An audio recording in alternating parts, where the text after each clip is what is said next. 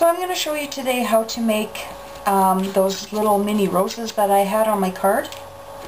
And I'll show you an example when I'm done on my video here. But all you need is a pair of scissors, a strip of cardstock, a little tool to pick up your glue dot, and a glue dot.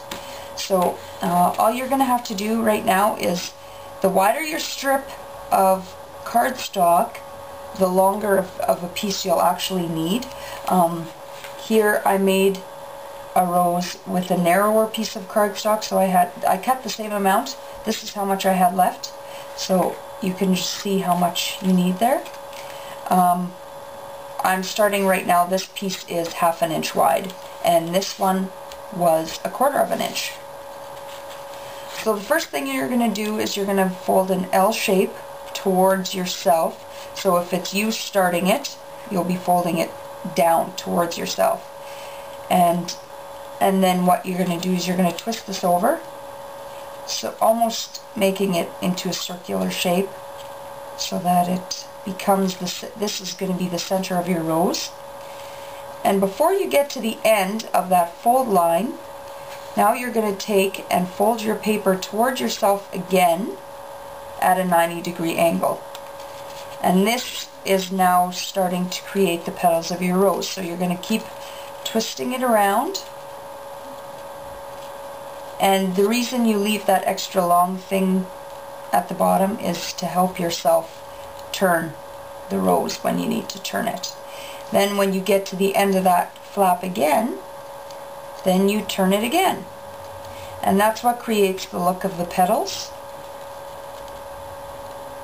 You're going to see while you're twisting it, it's kind of going to be a triangular shape, but that's okay. When you fluff it out and bloom your rose, then it doesn't look like that anymore. But every time you hit to the end of a fold, and you fold it again, and you twist it again, and then you fold.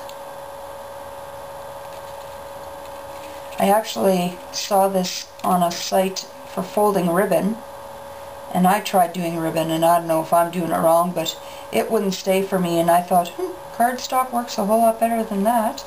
So I tried it, and I think it looks beautiful. So you just keep folding, and you keep twisting, and folding and twisting while you're making your rose here. It will get harder when you get towards the end, just because you're going around more, and you just have to, I tend to hold on to the rose more than I'm holding on to the stem the further I get, just so it's easier to shape your paper around.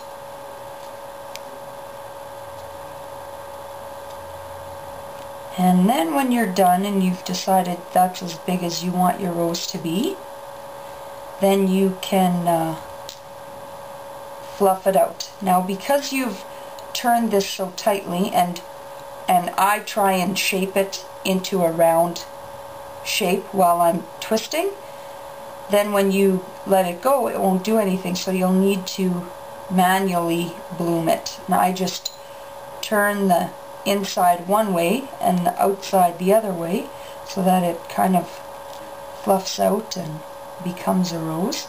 So you can see how that is. Now, to hold it all together, you need to tighten it back up just a bit, not much, and take your glue dot and put it right under the last fold that you created. This way nobody can see your glue and where you're holding it down. Of course, if it gets stuck to your tool, that's a pain, but hey, it's paper. You keep moving it around till it comes off. So then when you do that, then I try and rub that area with my finger. And then I look at and make sure that it's going to be tight. And what I do then is I take another glue dot, just to make sure it doesn't unroll any time in the future. I just stick one in between the petals somewhere as far down as I can. couldn't stay.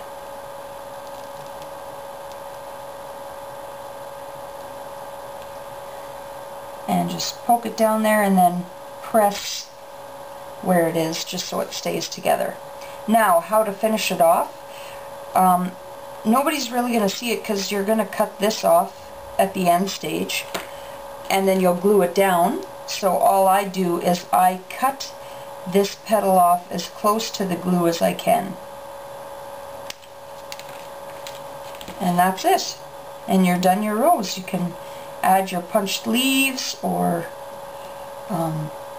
more roses for a bouquet. So there's the one rose with the wider strip, and you can see this one's a little bit tinier with this narrower strip of cardstock.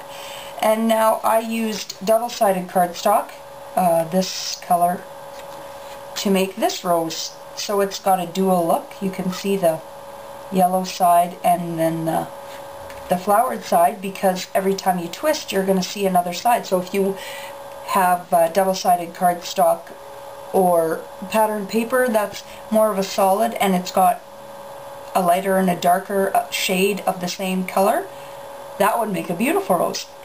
So there you go, mini roses for your cards. I hope you have fun and happy scrapping!